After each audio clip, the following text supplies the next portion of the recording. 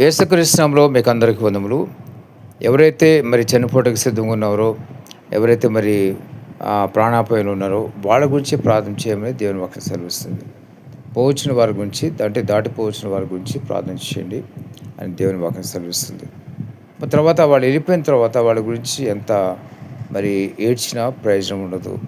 ఎంత గోల పెట్టినా ఏం చేసినా కూడా తిరిగి రావడం అనేది ఉండదు. కాబట్టి వాళ్ళు చనిపోక ముందే వాళ్ళకి అనారోగ్య సమస్య ఉన్నా లేకపోతే ఆరోగ్యంగా ఉన్నా కూడా ప్రతిదినం వాళ్ళ క్షేమం గురించి ప్రార్థన చేయాలి. ప్రతిదినం వారు చేసే ప్రయాణాల గురించి ప్రార్థన చేయాలి.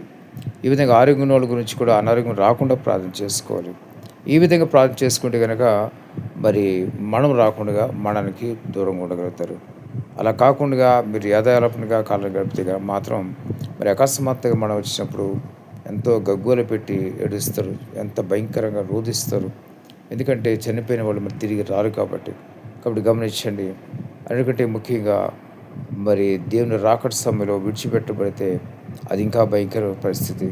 యుగములు మరి నిత్య నరకాగ్ని వేయబడతారు. అందుకనే విడిపట్టు బహుఘోరమని చూస్తాం దేవుని వాక్యలో. అదొకటే కాదు, విడిచిపెట్టబడిన వారు ప్రతి ఒక్కరు కూడా రొమ్ము బాదుకుని ఏడుస్తున్నప్పుడు దేవుని వాక్యలో చూస్తాం. ఆ రొమ్ము బాదుకుని ఏడ్చే గుంపులో మీరు ఉండకుండా మరి ఉండాలంటే కనుక మరి యేసు రక్తంలో మీ పాపాలు కడుక్కుని మీ పాపాలు దేవుని దగ్గర ఒప్పుకుని విడిచిపెట్టండి. పాప నిమిత్తం పశ్చాత్తాపడండి. దేవుడు క్షమిస్తాడు, పరిశుద్ధపరుస్తాడు. కాబట్టి గమనించిన ప్రతి ఒక్కరు కూడా ఏదైనా సరే జరగక ముందు జాగ్రత్త ఉండాలి. ఒకటి జరిగిపోయిన తర్వాత బాధపడి మరి ఎంతో గోల పెట్టి ఏడిస్తే ప్రయోజనం ఉండదు. కాబట్టి ప్రతి ఒక్కరు కూడా మరి యేసుక్రీస్తుని అంగీకరించి పరిశుద్ధంగా పవిత్రంగా జీవిస్తే అనే కాపుదల భద్రత ఉంటుంది. గమనించండి, మరి అనేక మంది రోజుల్లో మరి మరి క్రైస్తవుల్లో 70% ప్రార్థించేవారు లేరు. కేవలం 30% మాత్రమే క్రైస్తవులు ప్రార్థించేవారు ఉండరని గణాంకాలు చెప్తున్నాయి. కాబట్టి చాలామంది ఏంటంటే మేము క్రైస్తవులు పర్లేదు, దేవుడు మమ్మల్ని కాపాడేస్తారు అనుకుంటారు. ఏదైనా ఆపద వచ్చినప్పుడు మరి ఎంతో గగ్గులు పెట్టి ఏడ్చి అసలు దేవుడు ఉన్నాడా, దేవుడు ఇంటి ఇంతే ఎందుకు జరుగుతుంది, దేవుడు నాకు అన్యాయం చేశాడు, ఈ విధంగా మరి వాళ్ళు అంటూ ఉంటారు. అది చాలా పొరపాటు. మొదటగా మనం చేసిన క్రియలు మనం చేయాలి.